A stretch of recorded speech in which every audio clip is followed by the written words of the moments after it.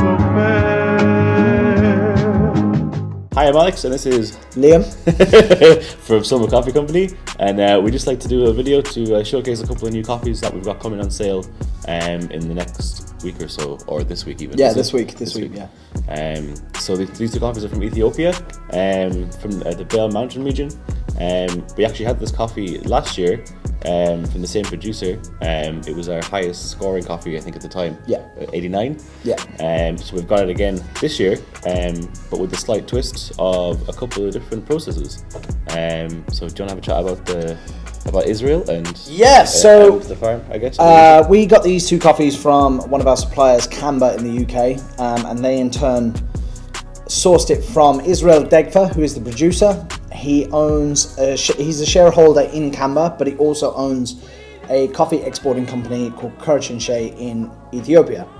As well as this, he also owns several farms, and everything is kind of done in-house. So they have their own dry mills, their own washing stations, things like that.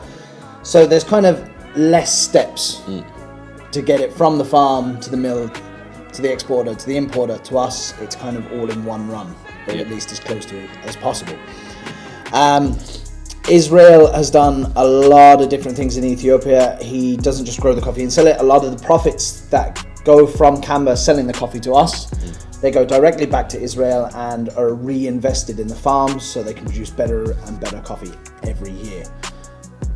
Also, he has created different charities, and the money from the charities has gone into education, medicine, financial incentives, agriculture. There's so many things that are absolutely brilliant about this coffee and the producer and everything along the supply chain. It's very good coffee. We're glad to have it in. It's a good addition to our offer list right now. Good to have it back.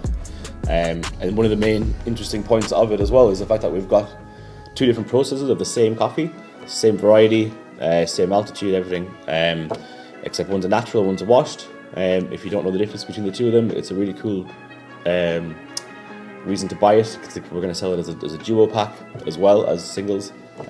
So the main difference between natural and washed is the natural process is dried on patios, either on raised patios or concrete patios, and the coffee is kept in the fruit itself and left to kind of ferment naturally like that, and the sugars will ferment and create that kind of boozy kind of flavour that you get from natural processed coffees. Generally, naturals kind of came about in regions that didn't have much water or access to natural water, but more regions are coming doing it because of it's kind of trend and and just the flavour profile it brings out in the coffee is just that kind of sticky, sweet, boozy, which I love. Same. You know. And then the washed, the fruit is actually removed from the seed, and then it's put into tanks of water and left to ferment, usually for 12-24 hours, depending on the producer. And then it would again ferment slightly in that water, and the mucilage on the bean would dissolve naturally by an enzyme that's created in the water, and that'll be washed again and cleaned and processed, and that kind of gives a more crisp, clean, bright profile.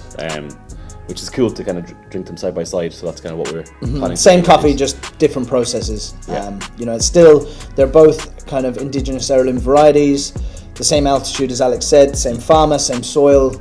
Everything about them is the same. It's just it's just a different process.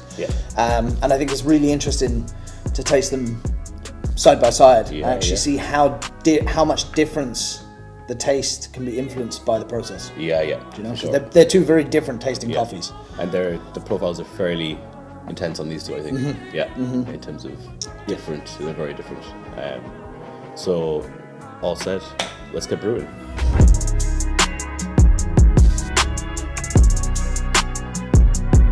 So we started off with the washed version. Liam, do you want to tell me about the brew? Yep, so this is just kind of a standard V60 recipe. We'd use 20 grams of dry coffee, kind of a medium grind, 60 gram pours, so 5 of them, over the course of 3.5 minutes, so every 45 seconds, and we had a 30-second bloom on this as well. It's a pretty standard V60 recipe. I like to kind of try coffees with that recipe and then standard fine-tune it and tweak it as we go. And we'll probably do the same with the other one to keep it consistent as well. Exactly. Thank you very much.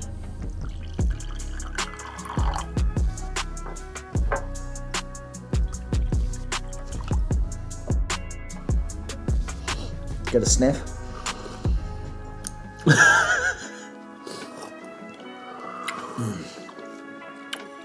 Yeah, straight away. Obviously, you can tell it's washed, obviously, but Yeah, it's Super super clean. bright, super clean. I think it's vanilla off the bat, like creamy vanilla. Yeah, super vanilla. It's beautiful. It's so crisp. It's so clean, but it's almost like So fresh and so clean. so fresh and so clean. But it's almost got like this kind of cakey, because of the vanilla. I think this Yeah. cakey kind of dessertiness, which Almost more buttery than creamy. yeah, That's yeah, what we exactly. get, I think, So yeah. I always find I get that a lot with naturals, but with this, it's just so clean, but with that buttery creaminess and that vanilla going on there, it's just Yeah. So we have key lime pie as one of the tasting notes on this coffee. So you get that lime acidity, the kind of buttery pastry, and then the vanilla as well, which we kind of just got there. So that's kind of where the key lime pie element comes in. and then some like delicate florals at the end, Yeah. just kind of lingering, just a as nice the taste kind of floral, nice takes floral at the end, yeah. Really delicate, but really full of flavour as well. Yeah. Yeah, it's super nice. And we tried this in the cafe on espresso Yeah. this weekend. It was just banging. gone, and Yeah. it was really good. super good on Yeah. espresso. So it's a very versatile coffee. Yeah. You know, if you do try it on espresso, Like pour, I'd say. yeah, don't, you know, kind of work with it. Try a few different recipes and see what's tasting good. On a V60 as we're drinking here, it's wonderful. Like, it's beautiful, and kind of any drip filter, Yeah. Very easy drinking. very, very, very too easy to drink. Time for the natural? Yeah, let's go for the natural. Sweet. Okay, so we've just brewed up the natural this time. Same method as before with the washed. Thank you. No problem. This one is, this is the natural, and as Alex said before, the coffee is dried on kind of patio beds, and what happens is the fruit ferments around the bean itself, and the sugars ferment, and what that does is that gives the coffee kind of a boozy flavour. I particularly like naturals. I just like the kind of contrasting effect to the washed. It's very sticky and syrupy almost in the So mouthfeel. syrupy. We kind of had a little bit of, not an argument, but we kind of went back and forth on this, on the profile. But I think you ultimately were correct in what you were saying. The tasting notes. The tasting notes, sorry. Yeah, it's kind of So I think I was kind of going more bitters and things, but what you had as a whole, you kind of rounded it up as something that it actually does taste yeah, it's like. a bit of a weird tasting note to have. Yeah. So this one has a tasting note of a bourbon old fashioned. I think what we were doing was It really does like. It's yeah, mad. you were saying I was saying like orange bitters. Orange like bitters. boozy orange bitters, and like what else did we say? I think bourbon whiskey, and then we Bourbon, just yeah. kind of went, that's an old fashioned. Old-fashioned. And we just kind of rounded it off, and then we tasted it again, and we were just like, that's, you know, I mean, like, I don't know about you, but the cocktail I get when I go to places is an old fashioned. Like, yeah, that's my go-to drink. Generally, yeah. It's just, But cola, we said like botanical cola. yeah, like not really Coca-Cola. Not Coca-Cola, no. I mean, sorry. Copyright. Yeah, cut it out. Not really that famous brand that make Coke. But yeah, botanical cola. It's just a bit Botanical, more. yeah, yeah. It's not as sweet. It has just those botanical flavors going on, and that melon kind of fruitiness, Melon sweetness. Yeah, it's just. Yeah. Melon sweetness, and you got kind of got almost like a botanical. It's almost like a floral a little bit in it. And then the sweet, and then the kind of bitterness, not bitterness, but that kind of like tart, orange bitter, old fashioned kind of booziness comes through. You know, then. that bit of brown sugar mixed with the orange bitters. Yeah. And just the whiskey diluted with a bit of ice. It's just like it is a cocktail in itself. Yeah, that's the most prominent note I think in there. It's such a strange It's beautiful. tasting note, but it's so good. So And good. because, like I said, with that natural process, that's where that kind of booziness comes from. So tasty. And these are pretty high scoring copies too. This is an 87.5 and this guy is an 88, isn't it? Yeah, so the natural's an 88, the 88, wash is an 87.5. Yeah. Very minuscule. Difference, yeah. Both very high scoring. They're great. Yeah. They're really good coffees. We love them.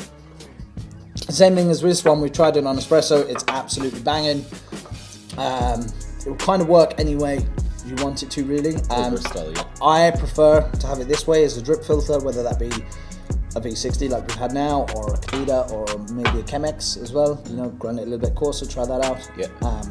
Drip filter for me is my personal favourite, but on espresso, if you get the recipe right for Yeah. Ethiopians, they're just a nice little, quite a bit longer in terms of probably a bit more water and a little bit more time than normal. I'd say probably a really nice piece. yeah, totally. We've also decided to donate €1. Just coming back to the duo packs, we're going to sell these as a pair. You can buy them singularly as well, but we're going to sell them as a pair for €25. And then €1 of that is going to go to water for Ethiopia. Clean water Ethiopia. So that's a charity in Ethiopia.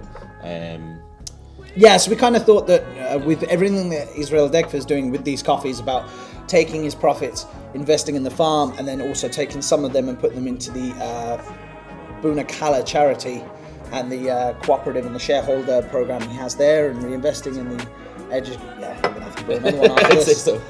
Everything he's doing with investing the money in the educational and the agricultural and the financial incentives and things like that, we kind of felt like almost like it was our duty to do a little bit more and try and... We were planning on doing something anyway. And I think this coffee was the perfect thing to start with. Yeah, it was a good timing. But so that's great that we could kind of give something back as well, and that you can get 2 coffees for decent enough. Two amazing coffees. Sorry. 2 very amazing coffees.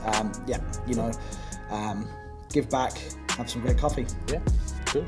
So this will be available on our site and in stores next week. Next week. Next week. It's Friday. Next week. We're filming this on a Friday. Next week. This coffee is available soon. Okay. Thanks for watching, guys.